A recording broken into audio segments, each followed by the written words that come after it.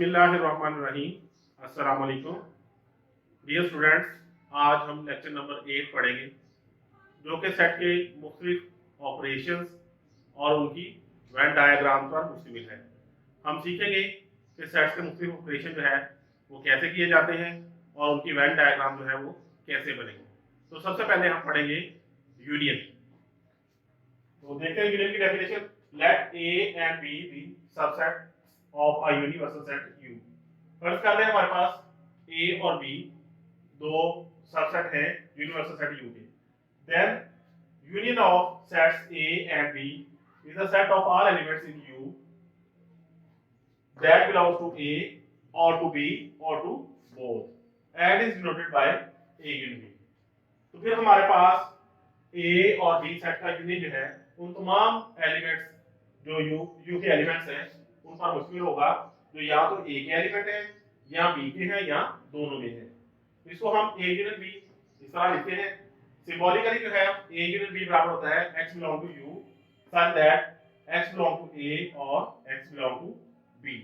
यानी A union B जो है U के वो तमाम एलिमेंट्स होंगे या तो वो A में होंगे या वो B में होंगे। तो हम एक एग्जांपल देखते हैं। हमारे पास एग्जांपल है U सेट है हमारे पास A B C D E F और G। इसका एक सबसेट A है हमारे पास A C E G और दूसरा सबसेट B है D E F G। अब हमने A यूनियन B निकालना है तो A यूनियन B होगा x belong to U such that x belong to A और x belong to B। तो हमने A और B या इन दोनों में जो एलिमेंट है वो लिखने हैं। तो A है पहले A लिख लिया, फिर C लिख लिया, फिर D लिख लिया, फिर E और फिर F और G। यानी ये एलिमेंट्स जो है ये सारे के सारे U के अंदर है। ये यहाँ तो A में है, यहाँ ये एलिमेंट B में है, या इन दोनों में है। यूनियन लेते वक्त एक बात का ख्याल रखना है आपने कि अगर एलिमेंट दोनों में है, जैसे ये G इसमें भी है इसमें भी है, तो उसको हमने एक दफा यूनियन लिखना है, रिपीट नहीं करना उसे। इसी तरह ई इसमें भी मौजूद है और इसमें भी मौजूद है तो इसको भी हमने एक दफा लिखना है। तरतीब इसकी हमने लिख ली है। तो सेट में तरतीब जरूरत नहीं होती, अगर आप चाहें तो पहले ये सारे लिख लें फिर ये सारे लिख लें, वो तब भी ठीक है, लेकिन रेपिटेशन नहीं करनी। अब इसकी वेन डायग्राम देखते हैं। वेन डायग्राम में हम जो यूनिवर्सल सेट होता है उसे रेक्टेंगल से शो करते हैं, जबकि उसके जो सबसेट होते हैं उन्हें हम सर्कल से शो करते हैं। तो ये ए और बी क्योंकि हमारे पास ओवरलैपिंग सेट है। ओवरलैपिंग का मतलब ये होता है कि दोनों में कुछ ना कुछ कॉमन है। जैसे इसमें ई और जी दोनों में कॉमन है तो हम इसको थोड़ा एक दूसरे के जो है ना ओवरलैप करके बनाएंगे। तो यूनियन का मतलब है इन दोनों के जो है वो सारे के सारे एलिमेंट है, तो हमने ए और बी दोनों को शेड कर दिया है। यानी ए यूनियन बी जो है ये सारा जो हमारा शेडेड एरिया है ये वाला ये ए यूनियन बी है, जिसमें ये सारा का सारा शेडेड एरिया शामिल है। अब जो है वो कुछ रिमार्क्स है कि ए यूनियन बी हमेशा बी यूनियन ए के बराबर होता है, यानी यूनियन जो है सेट्स की वो कम्यूटेटिव होती है। सेकंड रिमार्क है कि ए जो है हमेशा ए यूनियन बी का सबसेट होगा और बी भी जो है वो ए यूनियन बी का सबसेट होगा। ये हम यहां से देख लेते हैं, ये ए देखें इस ए यूनियन बी का सबसेट है, इसी तरह ये बी देखें ये भी इसका सबसेट है। अब हम इसका मेंबरशिप टेबल देखते हैं यूनियन का। तो हमारे पास दो सेट है ए और बी, तो हमारे पास 4 रोज बनेगी। तो ए में पहले हमने 1 1 0 0 लिखा और बी में 1 0 1 0 लिखा। 1 का मतलब ये होता है कि कोई एलिमेंट सेट ए में मौजूद है और 0 का मतलब होता है कि वो एलिमेंट सेट ए में मौजूद नहीं है। तो जब ए यूनियन बी का आना तो अगर एलिमेंट ए में भी है बी में भी है तो वो यूनियन में आ जाएगा।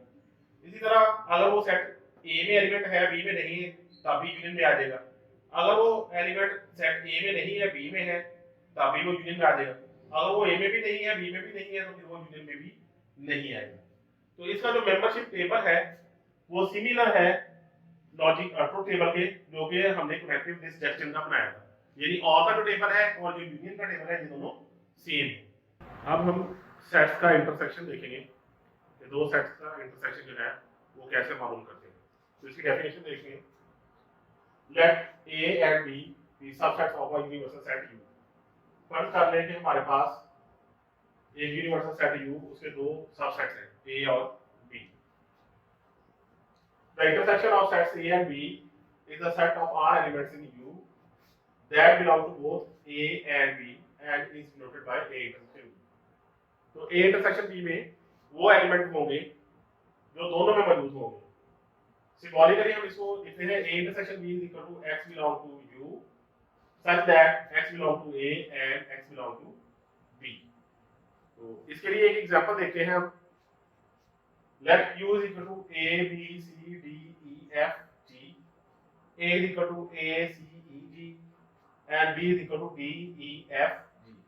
हमने इनका इंटरसेक्शन निकालना है, तो a intersection b is equal to, हम देखेंगे दोनों में कौन सी चीज कॉमन है। तो e जो है इस सेट में भी है और इस सेट में भी है, ये लिख दिया। फिर g इस सेट में मौजूद है और इस सेट में मौजूद है, ये लिख दिया। तो a इंटरसेक्शन b जो है वो हमारा e और g के बराबर आ जाएगा। अब इसकी वेन डायग्राम देखते हैं। वेन डायग्राम में हम यूनिवर्सल सेट को रेक्टेंगल से शो करते हैं और जो सबसेट होते हैं उन्हें हम सर्कल से शो करते हैं। तो ये रेक्टेंगल जो है यूनिवर्सल सेट है, ये सेट ए है, ये सेट बी है।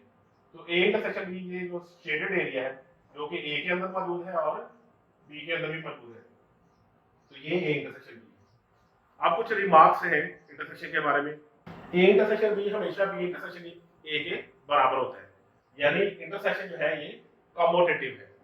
ए इंटरसेक्शन बी हमेशा ए का सबसेट भी होगा और ए इंटरसेक्शन बी बी का सबसेट भी होगा। ये हम यहाँ से देख सकते हैं, A intersection B E D है, तो ये इसका सबसेट भी है और ये इसका सबसेट भी है। और अगर ए इंटरसेक्शन बी जो है वो 5 हो, यानी खाली सेट हो, then A and B are called disjoint set. तो फिर हम ए और बी को डिसजॉइंट सेट कहते हैं। इस सूरत में हम इनको ओवरलैपिंग सेट कहते हैं जब इसमें कुछ कॉमन हो, और जब कुछ कॉमन ना हो तो हम इसको डिसजॉइंट सेट कहते हैं। अब इसका हम मेंबरशिप टेबल देख लेते हैं इंटरसेक्शन का। सबसे पहले हम ए और बी दोनों सेट्स लिखेंगे। ए में हम 2 दफा 1 और 2 दफा 0 लिखेंगे, बी में 1 0 और 1 0 लिखेंगे। 1 का मतलब ये है कि एलिमेंट जो है सेट के अंदर मौजूद है, और 0 का मतलब ये होता है कि वो एलिमेंट सेट के अंदर मौजूद नहीं है। तो अब ए इंटरसेक्शन बी निकालना है। एलिमेंट अगर सेट ए में भी है, सेट बी में भी है, तो वो इंटरसेक्शन में भी आएगा, यानी यहाँ भी होगा, हम यहाँ 1 लिखेंगे। अगर एलिमेंट ए में है बी में नहीं है, तो फिर वो इंटरसेक्शन में नहीं आएगा, यानी हम 0 लिखेंगे। अगर वो ए में नहीं है बी में है, तभी वो इंटरसेक्शन बी में नहीं आएगा, हम 0 लिखेंगे। अगर वो एलिमेंट ए में भी नहीं है बी में भी नहीं है, तो फिर वो इंटरसेक्शन में भी नहीं आएगा। तो ये इसका मेंबरशिप टेबल है। तो ये मेंबरशिप टेबल जो है is similar to the truth table of logical connective conjunction and. जो हमने लॉजिकल कनेक्टिव एंड पढ़ा था, ये टेबल बिल्कुल उसी के बराबर है। उसमें भी ये होता था कि अगर दोनों में ट्रू है वैल्यू तो फिर ट्रू आएगी, अदरवाइज वो फॉल्स आएगी। तो इसमें भी अगर एलिमेंट दोनों में है तो फिर आता है, अदरवाइज वो इंटरसेक्शन में नहीं आता। अब हम सेट्स के डिफरेंस की बात करेंगे।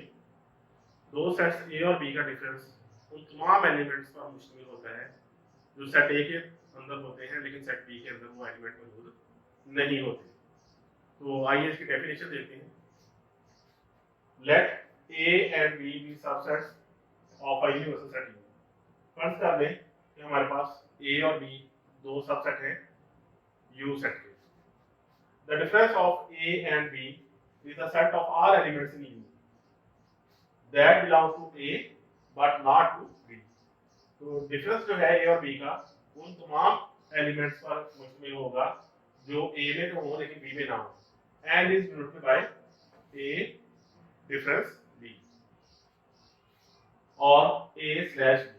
Symbolically, we write a minus b is equal to x belong to u such that x belong to a and x does not belong to b. अब हम इसकी एक एग्जांपल देखते हैं। हमारे पास है u is equal to a b c d e f g. a set है a c e g और b सेट है d e f g।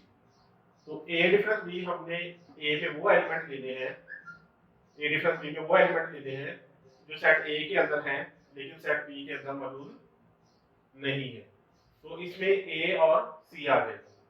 a difference b मालूम करने का आसान मेथड ये है कि आप a और b में देखें जो एलिमेंट कॉमन है उनको आप जो है वो निशान लगा दें। ये कॉमन है दोनों में, g कॉमन है।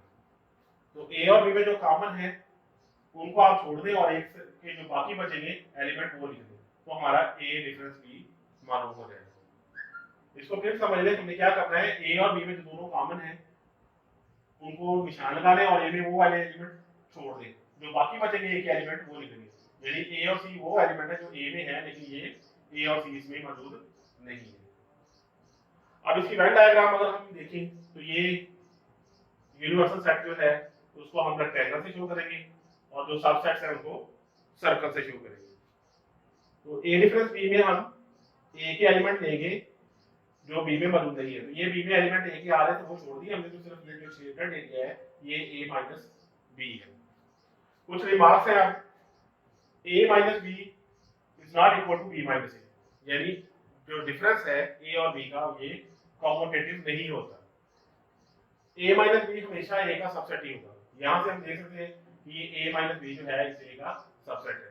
वेन डायग्राम से भी देखा जाता है कि ये ए सेट पूरा है, तो ये शेडेड एरिया जो है इसका सबसेट है। A minus B, A intersection B और बी माइनस ए ये म्यूचुअली डिसजॉइंट सेट होते हैं, यानी इन तीनों सेट्स में कोई भी एलिमेंट कॉमन नहीं होता। ये हमारा ए माइनस बी है, ये हमारा ए इंटरसेक्शन बी है और ये हमारा बी माइनस ए है, तो ये तीनों आपस में म्यूचुअली डिसजॉइंट सेट है। अब हम इसका मेंबरशिप टेबल देखेंगे। मेंबरशिप टेबल में जो है हम ए और बी पहले सेट लिखेंगे, ए में 2 दफा 1 और 2 दफा 0 लिखेंगे, बी में 1 0 और 1 0 लिखेंगे। अब 1 का मतलब है कि एलिमेंट सेट का मेंबर है और 0 का मतलब है कि एलिमेंट सेट का मेंबर नहीं है। तो a माइनस बी जो है, जो a में भी एलिमेंट मौजूद हो बी में भी हो तो वो डिफरेंस में नहीं आता। जैसे ये e इसमें भी था इसमें भी था, ये डिफरेंस में नहीं है, तो यहाँ 0 आ जाएगा। जो सेट a के अंदर है और b में नहीं है वो आ जाएगा। जो सेट a में नहीं है b में है वो भी एलिमेंट नहीं आएगा, और जो दोनों में नहीं है वो भी नहीं आएगा। तो ये इसका मेंबरशिप टेबल है। और ये मेंबरशिप टेबल जो है वो p implies q की नेगेशन के जो ट्रुथ टेबल था उसके बराबर है। यानी अगर हम p implies q देखिए उसका नेगेशन निकालें तो जो ट्रुथ टेबल बनेगा वो सिमिलर इसी तरह का जो है वो ट्रुथ टेबल बनेगा। अब हम सेट के कंप्लीमेंट के बारे में बात करेंगे कि सेट का कंप्लीमेंट जो है वो कैसे मालूम करते हैं। तो आइए पहले इसकी डेफिनेशन देखते हैं। Let A be a subset of a universal set U। फर्ज कर लें कि A जो है वो यूनिवर्सल सेट U का सबसेट है। The complement of A is the set of all elements in U। A का कंप्लीमेंट जो है U के उन तमाम एलिमेंट पर मुश्तमिल होगा that do not belong to A, जो कि A के अंदर मौजूद नहीं होंगे, and is denoted by A complement, और इसको हम A complement से लिखते हैं। Symbolically A complement is equal to X belong to U such that X does not belong to A। यानी A कंप्लीमेंट में वो तमाम एलिमेंट आएंगे जो U के अंदर तो होंगे लेकिन A के अंदर मौजूद नहीं होंगे। तो इसकी एक एग्जांपल देते हैं। हमारे पास यूनिवर्सल सेट है A B C D E F और सेट A है A C E G। तो A कंप्लीमेंट में हमने वो तमाम एलिमेंट लिखने हैं जो U में तो है लेकिन A में नहीं है, यानी ये A वाले जो एलिमेंट है वो U में छोड़ देंगे। A मौजूद है तो ये छोड़ देंगे, B इसमें है और A में नहीं है ये आ जाएगा। इसी तरह D इसमें है इसमें नहीं है वो भी आ जाएगा, और F U में है A में नहीं है वो भी आ जाएगा। तो A कंप्लीमेंट हमारा B D और F आ जाएगा। अगर हम इसको वेन डायग्राम में देखें तो ये यूनिवर्सल सेट जो है रेक्टेंगल जो है ये यूनिवर्सल सेट को शो कर रहा है, ये सर्कल जो है सेट A को, और ये जो शेडेड एरिया है ये A कंप्लीमेंट को, यानी A कंप्लीमेंट में वो तमाम एलिमेंट है जो A के एलिमेंट नहीं है। अगर इसका मेंबरशिप हम कुछ रिमार्क्स देखें, रिमार्क्स में A कंप्लीमेंट जो है ये U डिफरेंस A के बराबर होता है, A इंटरसेक्शन A कंप्लीमेंट जो है वो 5 के बराबर होता है, यानी ये सेट A है और शेडेड एरिया कंप्लीमेंट है। जब इन दोनों का इंटरसेक्शन लेंगे तो इनमें कोई भी चीज कॉमन नहीं आएगी। यहाँ पे भी हम देख सकते हैं ये A है ये कंप्लीमेंट है, इनमें कोई चीज कॉमन नहीं है। और A complement A union A complement जो है वो यूनिवर्सल सेट U के बराबर होता है, यानी अगर हम A कंप्लीमेंट और A दोनों का यूनियन ले लें तो दोबारा यूनिवर्सल सेट U बन जाएगा। अब इसका मेंबरशिप टेबल देखते हैं। मेंबरशिप टेबल में हम पहले A को लिखेंगे 1 0। 1 का मतलब है कि एलिमेंट जो है वो सेट A का रुकन है, और 0 का मतलब है कि एलिमेंट सेट A का रुकन नहीं है। तो कंप्लीमेंट में जो है इसका जो है वो अगर A में है तो कंप्लीमेंट में नहीं होगा, यानी तो 0 आ जाएगा, और अगर इधर नहीं है तो इसमें आ जाएगा यानी 1 आ जाएगा। तो this membership table is similar to the truth table for logical connective negation not. ये टेबल जो है जो नेगेशन का हमने ट्रुथ टेबल बनाया था बिल्कुल उसी के सिमिलर है। अब हम एक्सरसाइज के कुछ सवाल करेंगे। हमारे पास एक्सरसाइज का क्वेश्चन है, let q is equal to 1 2 3 4 up to 10। हमारे पास यूनिवर्सल सेट है 1 से 10 तक। x हमारे पास है 1 2 3 4 5। y सेट है हमारे पास y is equal to 2x। तो इसमें हम x की वैल्यू पुट करके तो ये हम सेट मालूम कर लेंगे। x की वैल्यू अगर हम यहाँ 1 पुट करेंगे तो 2 1 2 आ जाएगा, फिर 2 पुट करेंगे यहाँ तो 4 आ जाएगा, 3 पुट करेंगे तो 6 आ जाएगा, 4 पुट करेंगे तो 8 आ जाएगा और 5 पुट करेंगे तो 10 आ जाएगा। x की वैल्यू हमारे पास 5 तक है, लिहाजा ये 2 4 6 8 10 आ जाएगा। इसके बाद हमारे पास जो z सेट दिया हुआ है वो z square minus 9z plus 14 is equal to 0 ये दिया हुआ है। तो इसको हम बाय फैक्टराइजेशन सॉल्व करेंगे तो हमारे पास z का जो है वो आंसर 2 और 7 आएगा, यानी 2 और 7। तो z सेट हो जाएगा 2 एंड 7। अब फर्स्ट पार्ट में हमने मालूम करना है x इंटरसेक्शन y। तो पहले हमने x के एलिमेंट लिखे, इंटरसेक्शन फिर y लिखे। तो इंटरसेक्शन में दोनों में जो कॉमन होते हैं एलिमेंट वो लिखने हैं। तो 2 दोनों में है और 4 दोनों में, तो ये इंटरसेक्शन आ गया। सेकंड पार्ट में हमने y यूनियन z मालूम करना है। तो पहले y वाला सेट लिखा, यूनियन z वाला। तो इन दोनों को इकट्ठा लिख देना है, पहले ये सारे लिख देना फिर ये। तो 2 4 6 7 8 10 आ जाएगा। 7 को जो है ना वो तरतीब में लाते हुए 8 से पहले लिख दिए। तो सेट में तरतीब जो है वो जरूरी नहीं होती, आप एलिमेंट को आगे पीछे लिख सकते हैं। इसके बाद x माइनस z, यानी x का z से डिफरेंस लेना है।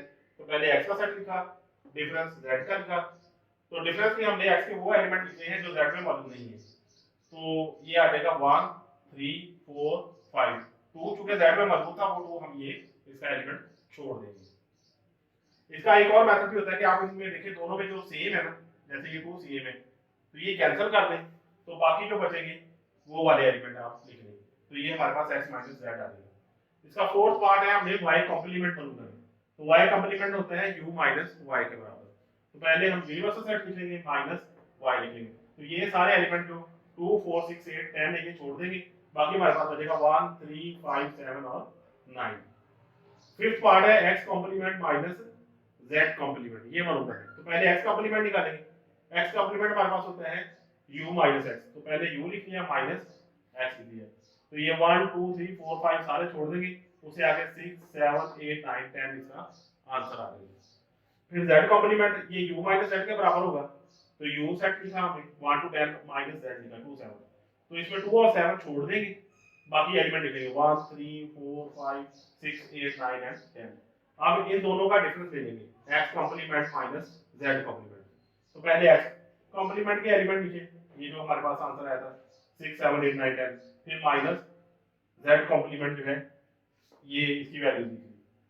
अब इनका जो डिफरेंस लेंगे तो सिर्फ जो है वो 7 बचेगा, क्योंकि 6 भी दोनों में है, 8 भी है, 9 भी है, 10 भी है, तो सिर्फ 7 इसमें से बच जाएगा। इसके बाद हमारा 6 पार्ट है। 6 पार्ट है हमारे पास x minus z whole complement, ये मालूम करते हैं। तो इसके लिए हम पहले x माइनस z मालूम करेंगे। x है हमारे पास 1 2 3 4 5 माइनस z है हमारे पास 2 7। तो इन दोनों का हम डिफरेंस ले लेंगे। तो इसमें x के वो एलिमेंट लिखने हैं जो z में नहीं है। तो 2 z में मौजूद है वो छोड़ देंगे, बाकी आ जाएगा 1 3 4 5। अब इसका कॉम्प्लीमेंट ले लेंगे x माइनस z का होल कॉम्प्लीमेंट। तो ये आ जाएगा, पहले ये होगा u minus x minus z। तो पहले u लिखेंगे 1 2 3 up to 10 minus x minus z की जो एलिमेंट है 1 3 4 5। तो ये 1 3 4 5 छोड़ देंगे, बाकी बच जाएगा 2 6 7 8 9 10। तो हम देखेंगे कि ये x माइनस z कॉम्प्लीमेंट और ये जो हमने x complement minus z complement निकाला था ये दोनों सेम नहीं है। यानी अगर हम कॉम्प्लीमेंट जो है वो 4 का ले लें और अलग अलग का कॉम्प्लीमेंट लें तो ये दोनों बराबर नहीं आते। 4 का कॉम्प्लीमेंट उनके अलग अलग कॉम्प्लीमेंट के बराबर नहीं होता है। अब हम नेक्स्ट एक्सरसाइज देखेंगे। अगली एक्सरसाइज जो है वो हमारे पास है, given the following universal set U and its two subsets P and Q where U is equal to x such that x belongs to Z, 0 less than equal to x less than equal to 10। Universal set U हमारे पास integer का set है और ये 0 से लेकर 10 तक है, तो हम ये लिख देते हैं 0 1 2 3 अप टू 10। इसके बाद P हमारे पास सेट है x such that x is a prime number, तो P में हमने प्राइम नंबर लेते हैं, तो इसमें जो प्राइम नंबर है वो 2 3 5 और 7 है। प्राइम नंबर वो नंबर होता है जो अपने आप पे या तकसीम होता है या 1 पे तकसीम होता है, उसके अलावा कोई और नंबर उसको पूरा पूरा तकसीम नहीं करता।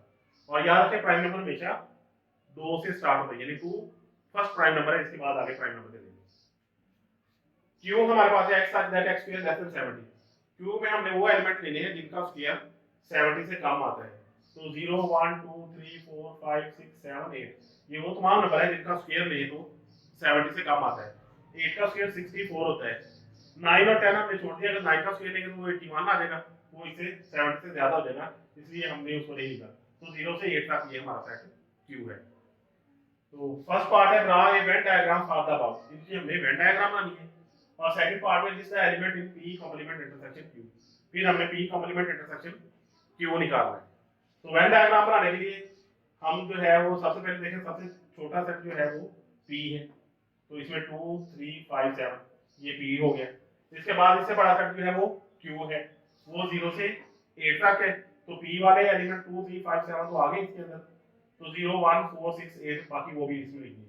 तो Q जो है वो P को कंटेन कर रही है, सारे एलिमेंट जो है 0 1 2 3 4 5 6 7 8 ये Q के एलिमेंट। इसके बाद यूनिवर्सल सेट है, उसमें 9 10 भी शामिल है, तो ये 9 10 भी इसमें आ जाएगा।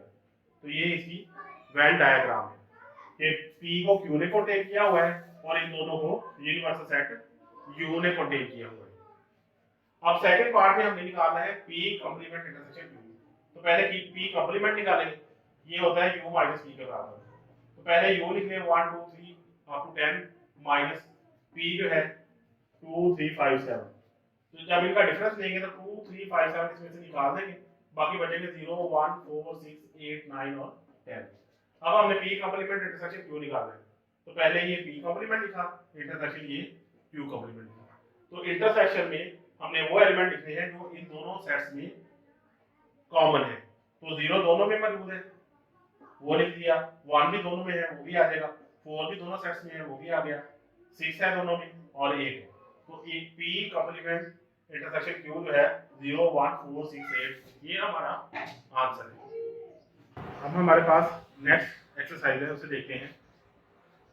Late Q is equal to 1 2 3 4 5 and C is equal to 1 3 and A and B are non-empty sets. Find A in each of the following।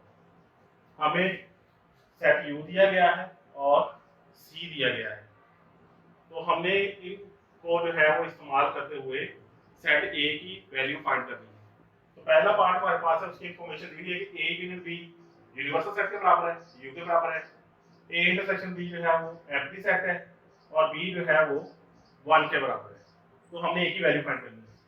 तो सबसे पहले देखेंगे A यूनियन B जो है वो U के बराबर है, तो A यूनियन B जो है फिर 1 2 3 4 5 इसके बराबर आ जाएगा, U की ये हमने वैल्यू पुट कर दी।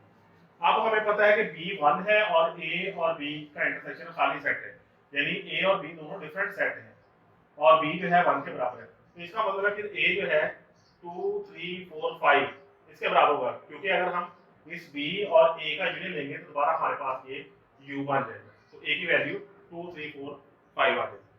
सेकंड जो है उसमें है कि A जो है वो प्रॉपर सबसेट है B का और A यूनियन B 4 5 है।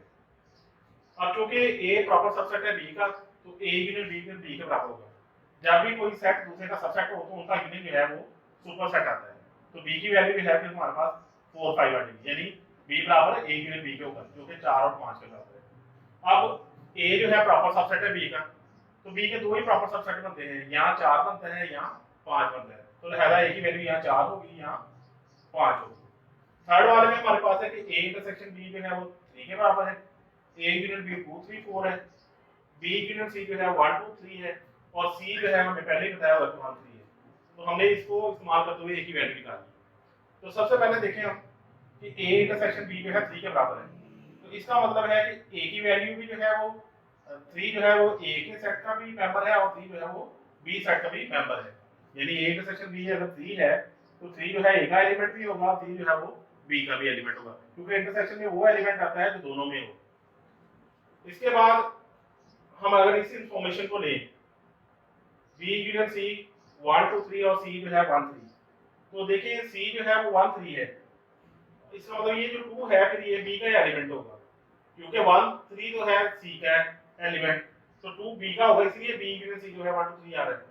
तो बी के लिए हमारे पास 2 एलिमेंट आ गए, एक तो 2 आया था और एक हमें यहाँ से जो है एलिमेंट 3 मिला था, तो बी सेट हमारे पास 2 और 3 हो जाएगा। तो जो ए सेट है हमारे पास वो 3 और 4 आएगा। कैसे 3 और 4 आएगा? 3 पहले ही जो है यहाँ से हमें पता है कि 3 जो है ए का एलिमेंट है और यहाँ हमारे पास ए यूनिट बी जो है वो 2 3 4 है, तो बी की वैल्यू 2 3 है, अगर 2 3 निकाल दें इसमें बी की वैल्यू तो 4 जो है वो ए की वैल्यू होगी, ए की वैल्यू एक यहाँ से 4 मिल रही है और ए की वैल्यू एक 3 यहाँ से मिल रही है, तो ए सेट में हमारे पास 2 एलिमेंट आएंगे 3 और 4। इसके बाद फोर्थ पार्ट है हमारे पास कि ए और बी जो है डिसजॉइंट है, यानी ए और बी का इंटरसेक्शन खाली सेट है, बी और सी जो है ये भी डिसजॉइंट है, बी इंटरसेक्शन सी भी यानी खाली सेट है, और ए यूनिट बी 1 2 के बराबर है और सी 1 3 के बराबर है। तो हमने इन सारी इंफॉर्मेशन को इस्तेमाल करते हुए ए की वैल्यू फाइंड करनी है। अब यहाँ से देखें कि ए इंटरसेक्शन बी जो है वो खाली सेट है, इसका मतलब है ए और बी दोनों डिफरेंट सेट हैं, तो यहाँ ए यूनिट बी 1 और 2 के बराबर है, यानी यूनियन में सिर्फ 2 एलिमेंट है, क्योंकि दोनों डिफरेंट है तो इसका मतलब है एक एलिमेंट ए का है, एक एलिमेंट जो है वो बी का है। तो आप देखेंगे ए का एलिमेंट कौन सा है और बी का कौन सा है। 2 जो है वो बी का एलिमेंट है, क्योंकि अगर 1 बी का एलिमेंट हो जाए तो बी इंटरसेक्शन सी खाली सेट नहीं आएगा, क्योंकि सी में हमारे पास 1 मौजूद है। अगर 1 बी का एलिमेंट हो जाए तो बी इंटरसेक्शन सी जो है 1 आ जाएगा, क्योंकि 1 सी में भी आ जाएगा 1 बी में आ जाएगा, आधा जो है वो 1 बी का एलिमेंट नहीं है बल्कि 2 बी का एलिमेंट है, तो फिर ए के लिए सिर्फ 1 ही बचेगा, तो ए का जो आंसर है वो सिंगल टर्म सेट 1 के बराबर है। हमारे पास नेक्स्ट एक्सरसाइज है use a Venn diagram to represent the following A intersection B intersection C complement। तो ये हमें Venn diagram दी गई है, इसको हमने रिप्रेजेंट करना है A intersection B intersection C complement। तो सबसे पहले हम इसको देखते हुए जो है ना वो सेट्स लिखेंगे। ये सेट A, सेट A में हमारे पास एलिमेंट है 1 2 4 5, तो ये सेट A के एलिमेंट। सेट B में हमारे पास एलिमेंट है 2 3 5 6, तो ये सेट B होगा, और सेट C के एलिमेंट है हमारे पास 4 5 6 7, और हमारे पास जो यूनिवर्सल सेट है उसमें ये सारे 1 2 3 4 5 6 7 8 ये सारे के सारे यूनिवर्सल सेट में आएंगे। सबसे पहले हम ब्रैकेट वाले को सॉल्व करेंगे, ए इंटरसेक्शन बी, तो ए इंटरसेक्शन बी में ए की वैल्यू लिखी और बी की। इंटरसेक्शन से मुराद ये है कि दोनों में जो कॉमन है, तो 2 कॉमन है दोनों में और 5 कॉमन है। इसके बाद हम ये सी कॉम्प्लीमेंट निकालेंगे। सी कॉम्प्लीमेंट है u माइनस सी, तो पहले ये u का सेट लिखा फिर डिफरेंस सी, तो इसमें जो है हम जो डिफरेंस निकालेंगे तो हमारे पास 1 2 3 और 8 बचेगा, क्योंकि 4 5 6 7 इसमें से जो है ना वो डिफरेंस में निकल जाएगा। अब हमने इसका और ए इंटरसेक्शन बी का इंटरसेक्शन लेना है, तो A intersection B intersection C complement, तो ये इंटरसेक्शन बी की वैल्यू है और ये सी कॉम्प्लीमेंट की वैल्यू, तो इन दोनों का इंटरसेक्शन लेंगे तो हमारे पास 2 बचेगा। तो इसका मतलब है इस पार्ट में जो हमारे पास शेडेड एरिया होगा वो सिर्फ 2 होगा, तो 2 हमारे पास ये वाले, तो इस सारे को हम जो है वो शेड कर देंगे, तो ये हमारा आंसर हो जाएगा। ये 2 वाला एरिया था तो ये हमने इसको शेड कर दिया। अब हम एक्सरसाइज का दूसरा पार्ट देखते हैं।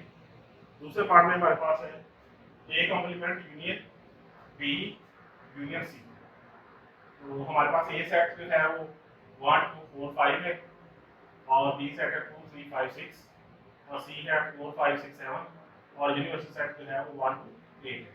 तो सबसे पहले हम ब्रैकेट वाले को सॉल्व करेंगे, बी यूनियन सी, तो बी की वैल्यू लिखी यूनियन सी की, तो इन दोनों का यूनियन में हमारे पास आ जाएगा 2 3 4 5 6 7, इन दोनों को हमने इकट्ठा लिख लिया। अब ए कॉम्प्लीमेंट निकालेंगे, ए कॉम्प्लीमेंट होता है u डिफरेंस ए, तो u लिखेंगे और उसका एक साथ डिफरेंस लेंगे, तो इसमें u के वो एलिमेंट आएंगे जो ए में नहीं है, तो ये 3 6 7 8 आ जाएगा। अब हम ए कॉम्प्लीमेंट का यूनियन लेंगे बी यूनियन सी के साथ।